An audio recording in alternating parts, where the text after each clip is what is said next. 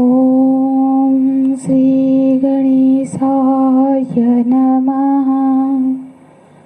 ॐ श्री सरस्वतीय नमः।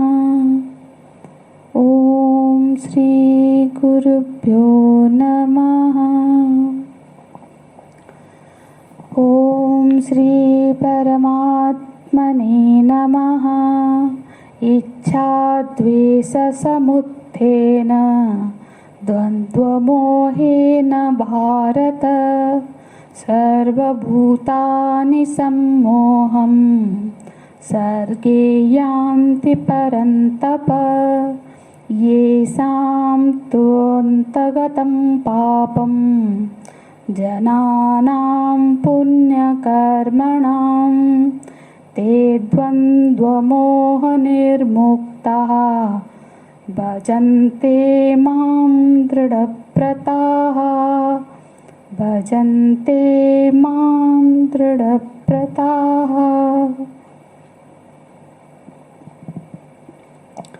इच्छाद्वेषसमुत्थेन द्वन्द्वमोहेन भारत सर्वभूतानि सम्मोहं सर्गे यान्ति परन्तप।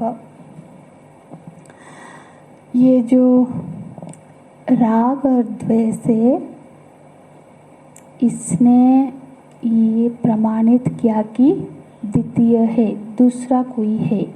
हाँ, दूसरा है, इसीलिए ये द्वंद्व है, राग द्वेष है। दूसरे से होता है राग द्वेष, और ये द्वितीय का होना ही ज्ञान है। ये ज्ञान के विपरीत है। ज्ञान क्या है? अद्वैत ही तो ज्ञान है, तो यही सम्मोह है। तो ये जो राग द्वेष, ये कैसे हैं? भगवान भाष्यकार बोलते हैं, इच्छा द्वेषो शीतोष्णवत् परस्पर विरुद्धो। ये जो इच्छा और द्वेष, ये जो राग और द्वेष है, ये शीत और उष्ण की भांति परस्पर विरुद्ध है। हाँ, एक दूसरे से विरुद्ध चीज़ें हैं। और ये इच्छा और द्वेष ही सुख और दुख का हेतु बनते हैं। हाँ, तो यथा कालम, समय समय पर ये इसीलिए आते रहते हैं, और यही है जो सर्वभूत को बांधे रखे हुए हैं। तो ये स्थिति है। और ये स्थिति भगवान बोल रहे हैं सर्गे, जन्म से ही ये स्थिति है कि जब चित्त वृत्ति इस राग द्वेष से संपृक्त रहती है, तब तक ये राग द्वेष क्या करते हैं? सर्वभूतानां प्रज्ञा, समस्त भूतों की प्रज्ञा को स्ववश आपादनम द्वारेण, इस राग द्वेष ने क्या किया है? चित्त को, हाँ, हमारे चित्त को अपनी आवेश में ले लिया है। मतलब जो परमार्थ तत्व को इसने क्या किया है? आच्छादित कर दिया है। अपने आत्म स्वरूप को इसने आच्छादित कर दिया है, आवरण कर दिया है। परमार्थ तत्व संबंधी जो बोध था, उसको क्या किया? प्रतिबंधित कर दिया इस राग द्वेष ने। तो प्रतिबंधक क्या है? प्रतिबंधक है प्रत्येक आत्मा के बोध में। प्रतिबंधक क्या हुआ?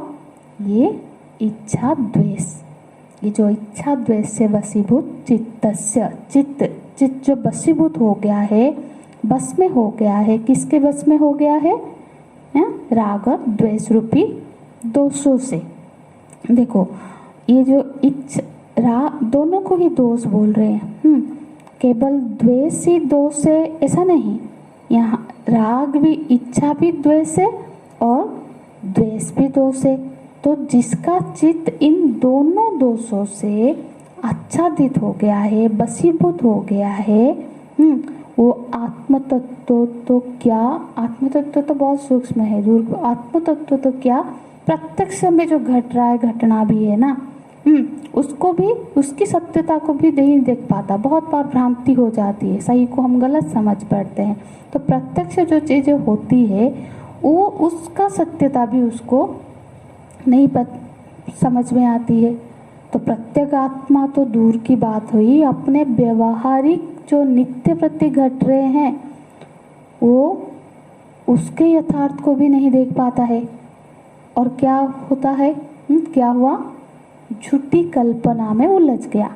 झूठी कल्पना क्यों, कोई चीज़ सही है पर हम उसको गलत मान लेते हैं, तो वो एक कल्पना है कि ये देखो इसने ऐसा ही किया होगा। हाँ, सच्चाई को हम नहीं जान पाते। तो मिथ्या कल्पनाओं में उलझा हुआ व्यक्ति प्रत्यक्ष के यथार्थ को भी नहीं देखने में असमर्थ हो जाता है। तो फिर आत्मदर्शन तो कैसे कर पाएगा। प्रत्यक्ष में भी जो सत्य है उसका यथार्थ ज्ञान ही नहीं हो पा रहा है। भले ही बाद में वो पछताए, बाद में हम पछताते भी है कि अरे मेरे को पता नहीं मेरी समझ को क्या हो गया था, मुझे क्या हो गया था। चित्त बस में हो गया था, इस राग द्वेष के बस में ही रह के ही जिसके प्रति राग होता है उसकी गलतियां हमको दिखती नहीं है, जिसके प्रति द्वेष होता है उसकी अच्छाई को भी हम देखते हुए भी अनदेखा करते हैं। तो चित्त जब तक ये इच्छा द्वेष आदि दोष से वशीभूत रहेगा तब तक बाहर के यथार्थ भी हमको ढंग से नहीं दिखते हैं। और व्यक्ति का व्यवहार क्या होता है, बिगड़ता रहता है। गलतियां उसी वजह से ही तो हो रही है। गलतियों का मूल क्या है, यही राग द्वेष है। ये स्थिति तो जन्म से ही बनी हुई है। तो इसका उपाय क्या है, ये तो स्थिति है, पर उपाय क्या है।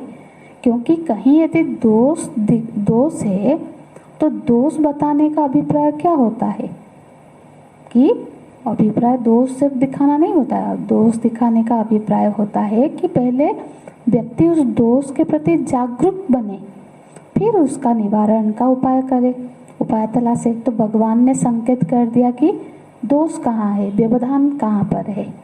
माने द्वैत की स्वीकृति जब तक रहेगी तब तक तो ये राग द्वेष रहेगी। द्वैत में ही मतलब अद्वैत, तो देखो अद्वैत स्थिति में जाना बहुत तपस्या की, बहुत साधना की जरूरत है, पर द्वैत में भी एक समाधान है। अब द्वैत की स्थिति है उसमें भी हम समाधान क्या हो सकता है कि व्यक्ति यदि ईश्वर परायण बुद्धि हो जाए, हाँ, कि तब भी यदि ईश्वर परायण व्यक्ति बुद्धि हो जाए तब भी ये राग दोष से मुक्ति मिल सकती है, संभव है। क्योंकि अद्वैत सिद्धि एकदम से नहीं हो पाती है। जिसको हम अभी द्वितीय के रूप में देख रहे हैं, भले ही हम अब उस द्वितीय हमको दिख रहा है, पर यदि ये लगे कि ये परमात्मा का ही स्वरूप है, गोस्वामी जी बोलते हैं ना, निज प्रभुमय देह ही जगत। देखो गोस्वामी जी ने यहाँ एक विकल्प दिया है, द्वैत के धरातल पर रहते हुए भी जगत दिख रहा है। जगत तो दिखता है, लेकिन जगत को कैसे देखना है, बोले निज प्रभुमय, जगत में अपने प्रभु को ही देखना है। तो फिर क्या होगा, तो फिर यदि जगत यदि सारा मेरे प्रभुमय है तो फिर कहीं से न करे ही विरोध, तो किससे विरोध करे, माने किससे राग या द्वेष करे। ये द्वैत की धरातल पर एक व्यवस्था है, और पूरी तरह से पर उससे मुक्ति तो अद्वैत सिद्धि में ही होगी, है ना। तो इस द्वंद्व से बाहर निकलने का, देखो ये तो द्वंद्व है, हमको पता है कि सर्वभूत जो सर्वभूत है वो द्वंद्व मोह में पड़ा हुआ है, इसीलिए परमात्मा तत्व को पहचान नहीं पाता है। तो इस द्वंद्व से बाहर निकलने का उपाय क्या है, ये आगे के अगले श्लोक में भगवान बोल रहे हैं। श्लोक देखते हैं। ये साम त्वन्तगतम पापम जनानाम पुण्य कर्मणम। क्या बोल रहे, ये साम तू, यहाँ पर तू कह के विभाग कर दिया भगवान ने। तो जो सर्वभूतानी है, जो द्वंद्व मोह में पड़े हुए और परमात्मा को नहीं पहचान पा रहे हैं, वो तो एक विभाग हो गया। और तू, ये साम तू, इनमें से जो लोग, अलग कर दिया उनमें से, इनमें से जो लोग क्या बोल रहे, अंतगतम पापम जनानाम, जिन लोगों का पाप अंतगत हो गया, जिनके भीतर का पाप निकल गया, वो सर्वभूत से अलग हो गए ना। एक तो सर्वभूत है जो अभी द्वंद्व मोह में पड़े हुए हैं, और उनमें से जिनके पाप अभी अंत हो गए हैं, जिनके पाप उनके चित्त से निकल गए हैं, इन लोगों के लिए वो अंतगत के लिए, अंतगत जिससे हुआ है, क्या बोल रहे हैं, वो अंतगत कैसे हुए, उनके पाप कैसे निकले, बोल रहे हैं पुण्य कर्मणाम, पुण्य कर्म के द्वारा उनके पाप निकल गए। पुण्य कर्म के द्वारा माने क्या हुआ, द्वंद्व मोह से निर्मुक्त हो गए। पुण्य कर्म से, द्वंद्व मोह से सभी लोग जन्म से फंसे हुए हैं, हाँ, पर ये जो लोग हैं सर्प जो, वो क्या, उन्होंने क्या हुआ, वो लोग द्वंद्व मोह से बाहर निकल चुके हैं। वो है पुण्य कर्म के द्वारा। पुण्य कर्म का अर्थ होगा कर्तव्य कर्म, पुण्य कर्म का अर्थ होगा धर्मानुष्ठान। जो निरंतर कर्तव्य कर्म में संलग्न है, वो राग द्वेष के होने के बावजूद भी उसके परिणाम से बाहर निकल जाते हैं। उससे क्या होता है कि उनका अंतःकरण शुद्ध होने लगता है। हाँ, जब देखो, जब कोई व्यक्ति पुण्य कर्म नहीं छोड़ता है तो फिर उसके भीतर का जो पाप करने वाली वृत्तियां होती है ना, वो धीरे धीरे क्षीण होने लग जाती है। जो कर्तव्य निष्ठ होता है, अपना कर्तव्य को चाहे कुछ भी हो करता रहता है, उसके अंदर के पाप वृत्तियां क्षीण होने लगती है। देखिए, हम लोग का भी अनुभव है ना, जब हम कर्तव्य कर्म में निमग्न हो जाते हैं तब क्या होता है, तब हम देखते हैं कि हमारे भीतर के वो द्वेष वृत्तियाँ, वो जो गलत वृत्तियाँ हैं, वो धीरे धीरे शिथिल होने लगती है। जब हम कर्तव्य कर्म छोड़ देते हैं तो फिर क्या होता है, ये दोष वृत्तियाँ और भी बढ़ने लगती है, पनपने लगती है। तो भगवान बोल रहे हैं पुण्य कर्मणाम जनानाम, जो पुण्य कर्म वाले लोग हैं जिन्होंने अपने कर्तव्य कर्म को नहीं छोड़ा, इसका चाहे कुछ भी परिस्थिति आए वो अपने कर्तव्य में टिके रहे, इसका फल क्या हुआ, पापम अंतगतम। इस धीरे धीरे उनके भीतर के दोष मतलब पाप वो सब निकल गए, और जितने मात्रा से उनका दोष निकलता गया उतना ही वो द्वंद्व से मुक्त हो गए। तो फिर बोलते हैं नीचे क्या देखे, ते द्वंद्व मोह निर्मुक्ताः, वो द्वंद्व मोह से बाहर निकल गए। और फिर क्या किया, फिर भजन्ते माम, फिर उन्होंने मेरा भजन किया। जब द्वंद्व मोह से निकल गए, अंतःकरण शुद्ध हो गया, तो वो फिर मेरा भजन करते हैं, परमात्मा में ही रमण करते हैं।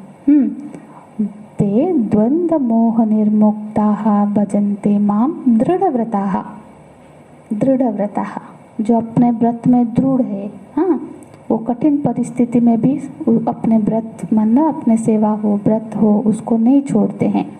जिसके भीतर, यहाँ पे देखो भगवान भाष्यकार इसका व्याख्या करते हैं कि जिसके अंदर प्रमा उत्पन्न हो गई, ये समझ से उत्पन्न हो गई कि परमात्मा का स्वरूप कैसा है, और उस प्रमा में उसके भीतर कोई विक्षेप नहीं ला पाता, उसका मतलब उसको दृढ़वृत्ति कहेंगे। देखो एक निकृष्ट प्रमा मतलब एक कोई किसी को कोई समझ बना, शास्त्र और आचार्य के कृपा से ज्ञान हुआ, प्रमा बनी, कोई समझ बनी, और वो उसी में टिका रहता है, वो ये एक व्रत है। और आज एक प्रमा बनी, समझ बनी, कल कोई आके फिर बोल दिया अरे ये ऐसा नहीं है, ऐसा है, तो फिर बिगड़ गई, बुद्धि बदल गई, तो इसको नहीं बोलेंगे दृढ़ व्रत।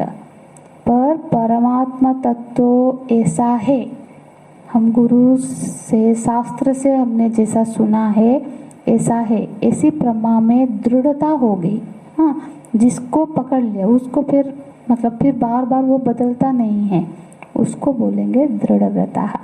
तो दृढ़बद्ध होके वो फिर क्या करता है, मां भजन्ते, फिर वो मेरा भजन करता है। हरि ओम तत्सत। ओम पूर्णमदः पूर्णमिदं पूर्णात् पूर्णमुदच्यते पूर्णस्य पूर्णमादाय पूर्णमेवावशिष्यते। ओम शांति शांति शांति। हरि ओम। श्री गुरुभ्यो नमः। हरि ओम।